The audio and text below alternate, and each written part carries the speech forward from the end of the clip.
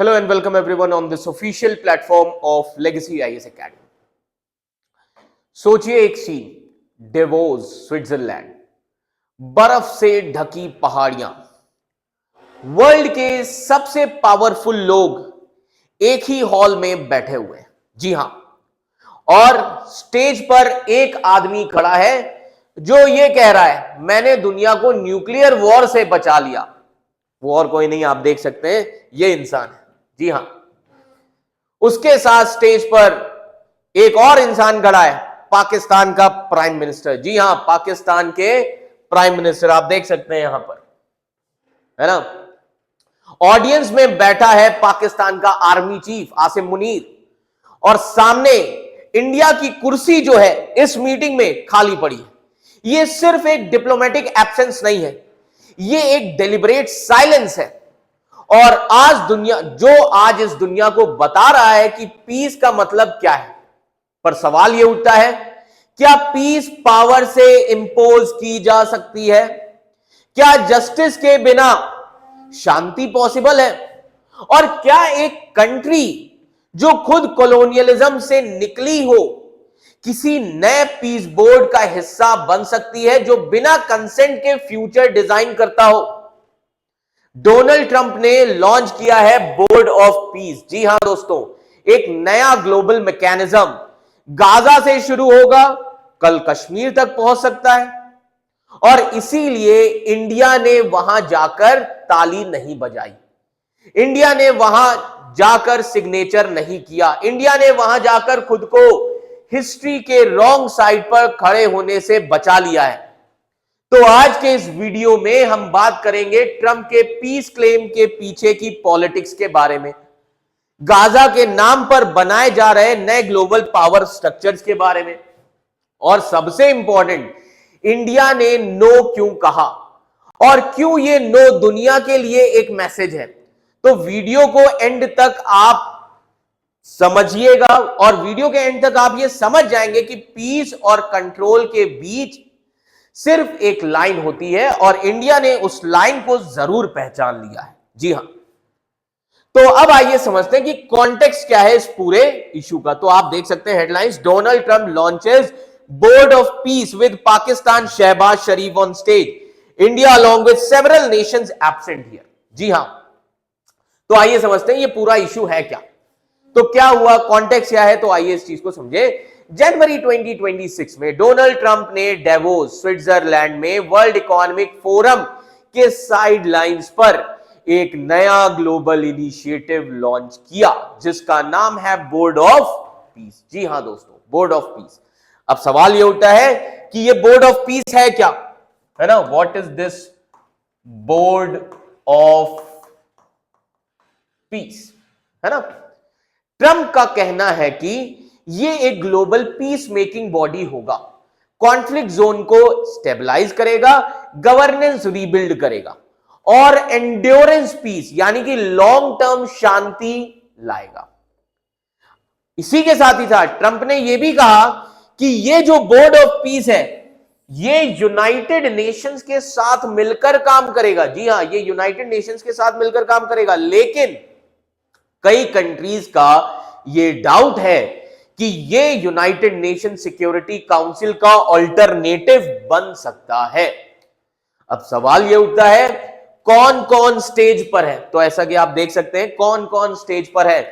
तो जैसा कि आप देखिए, शहबाज शरीफ बैठे हुए हैं, पीछे बैठे हुए हैं, इनको बैठाया गया है ना। शहबाज शरीफ पाकिस्तान पीएम, ऑडियंस में आसिम मुनीर पाकिस्तान के आर्मी चीफ, ट्रंप के close allies Javier Milei and Viktor Orban, ये लोग भी बैठे हुए हैं।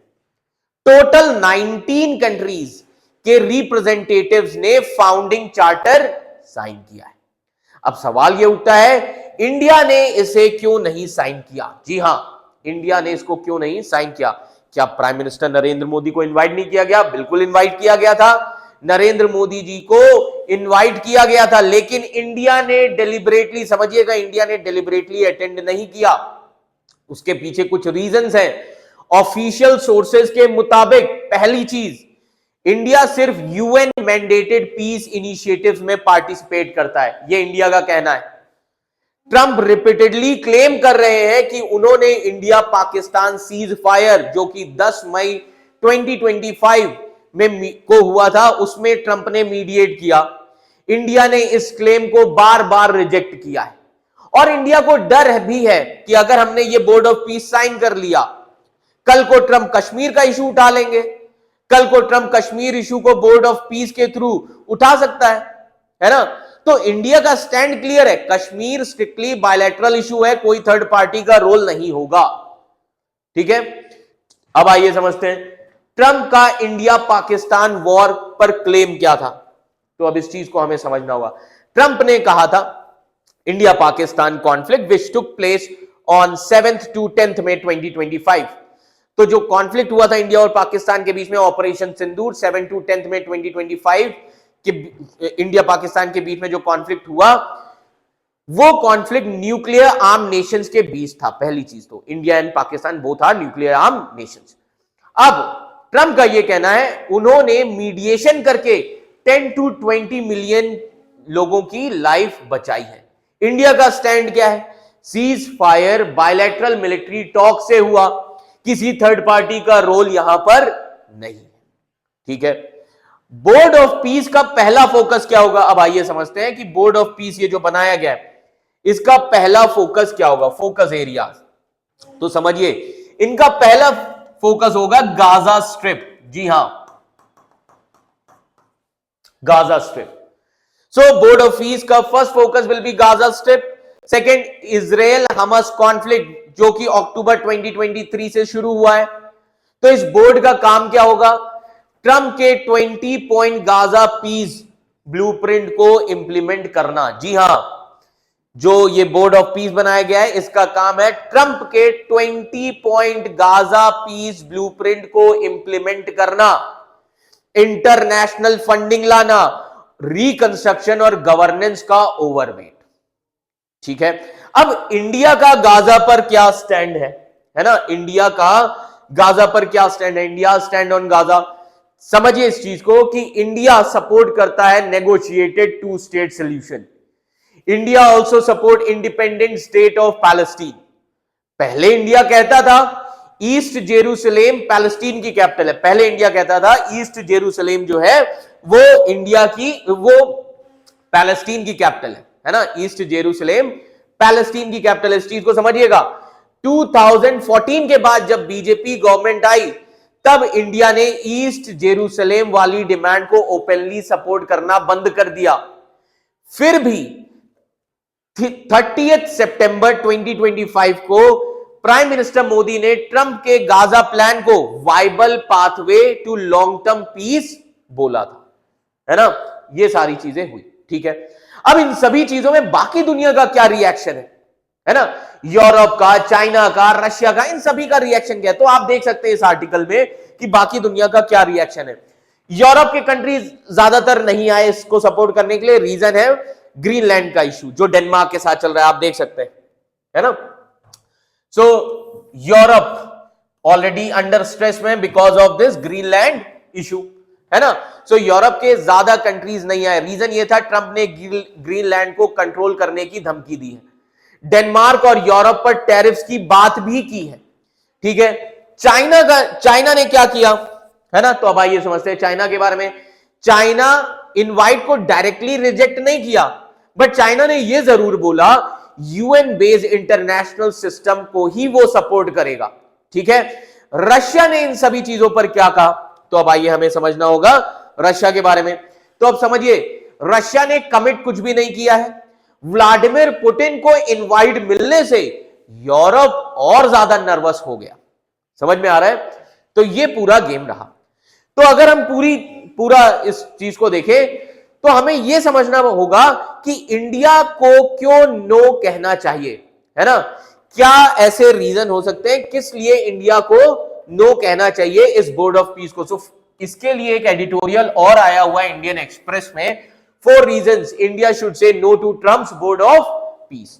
तो अब आइए समझते हैं कि इंडिया को ट्रंप के बोर्ड ऑफ पीस को का हिस्सा नहीं बनना चाहिए, और इसके 4 स्ट्रॉन्ग रीजंस दिए गए हैं इस एडिटोरियल में। पहला रीजन यह दिया गया है कि पैलेस्टीनियन कंसेंट के बिना पीस एक कॉलोनियल कंट्रोल होगा। गाजा का फ्यूचर अगर पैलेस्टीनियंस की मर्जी के बिना डिसाइड होता है तो वो पीस नहीं है, वो एक कॉलोनियल ट्रस्टीशिप है। इंडिया का एंटी कॉलोनियल हिस्ट्री इसको अलाउ नहीं करता। ठीक है, सेकंड रीजन ये दिया गया इस आर्टिकल में, $1 बिलियन का ऑफर, इससे स्ट्रैटेजिक ऑटोनॉमी को नुकसान होगा।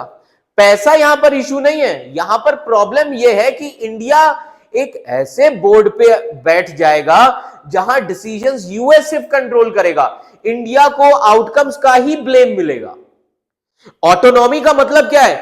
ऑटोनॉमी का मतलब समझिए, कब टेबल पर नहीं बैठना है यह जानना सबसे जरूरी है, यह दिखाता है ऑटोनॉमी। तीसरा मेन रीजन, ग्लोबल साउथ में इंडिया की क्रेडिबिलिटी खतरे में आ जाएगी। अफ्रीका, एशिया, लैटिन अमेरिका, ये सारे कंट्रीज देख रहे हैं इंडिया जस्टिस के साथ खड़ा होता है या पावर के साथ, और गाजा बोर्ड को लोग इनजस्टिस को नॉर्मलाइज करना मान सकते हैं। इससे इंडिया का जो मॉरल लीडरशिप है वो वीक हो जाएगी। एंड चौथा रीजन क्या हो सकता है? चौथा रीजन ये हो सकता है, जस्टिस के बिना पीस सिर्फ एक पैसिफिकेशन होता है। जी हां, गाजा को अगर हम देखें, डिस्ट्रॉयड सोसाइटी है, डिस्प्लेस पॉपुलेशन, ट्रॉमा में लोग जी रहे हैं। जल्दी गवर्नेंस इंपोज करना इन जस्टिस को परमानेंट बना सकता है। इंडिया का फ्रीडम स्ट्रगल हमें यह सिखाता है कि ऑर्डर विदाउट जस्टिस कभी स्टेबल नहीं होता। तो इंडिया क्या कर सकता है? इंस्टेड ह्यूमैनिटेरियन एड दे सकता है ना, पॉलिटिकल स्ट्रिंग्स के बिना। यूएन एजेंसीज के थ्रू रिकंस्ट्रक्शन सपोर्ट कर सकता है, इंटरनेशनल लॉ, अकाउंटेबिलिटी और डायलॉग को पुश कर सकता है, लेकिन किसी इंपोज पॉलिटिकल बोर्ड का हिस्सा ना बने इंडिया। तो ओवरऑल इंडिया को ट्रंप के बोर्ड ऑफ पीस को शांत, फर्म और बिना अपॉलॉजी के नो कहना चाहिए, क्योंकि ये जस्टिस से ज्यादा मैनेजमेंट है, पीस से ज्यादा ये कंट्रोल रहेगा बोर्ड ऑफ पीस, और इंडिया की कॉन्स्टिट्यूशन और मॉरल आइडेंटिटी के खिलाफ है ना। तो अब एक चीज हमें समझनी होगी कि हिस्ट्री जो है हमें एक बात बार बार सिखा रही है, जब भी कोई कहता है कि मैं शांति ला रहा हूं और पीछे से गन्स, बोर्ड्स और ट्रस्टीशिप आते हैं, तो वो शांति नहीं होती, वो पैसिफिकेशन होता है ना। गाजा के लिए पीस जरूरी है, माना, पैलेस्टीनियंस के लिए जस्टिस और भी ज्यादा जरूरी है, और दुनिया के लिए पीस विदाउट जस्टिस सबसे डेंजरस इल्यूजन होता है। सो इंडिया का नो कोई एंटी अमेरिका स्टैंड बिल्कुल भी नहीं है, ये कोई आइडियोलॉजिकल ड्रामा भी नहीं है, इसे भी हमें समझना होगा।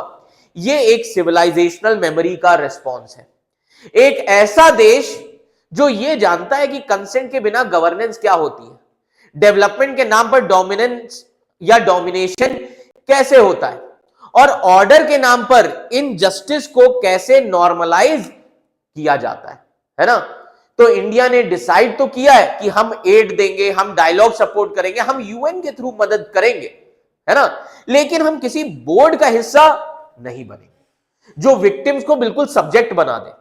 यह सिर्फ गाजा का सवाल नहीं है, ये कल किसी और कॉन्फ्लिक्ट का भी ब्लूप्रिंट हो सकता है, यह समझना होगा पूरी दुनिया को, और परसों किसी और देश का फ्यूचर हो सकता है।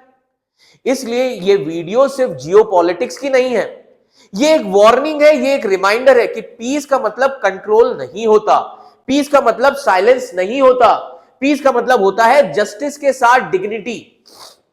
और जब कोई कंट्री पावर के सामने खड़ा होकर शांत आवाज में नो कहती है, तो कभी कभी वही दुनिया का सबसे लाउड स्टेटमेंट बन जाता है।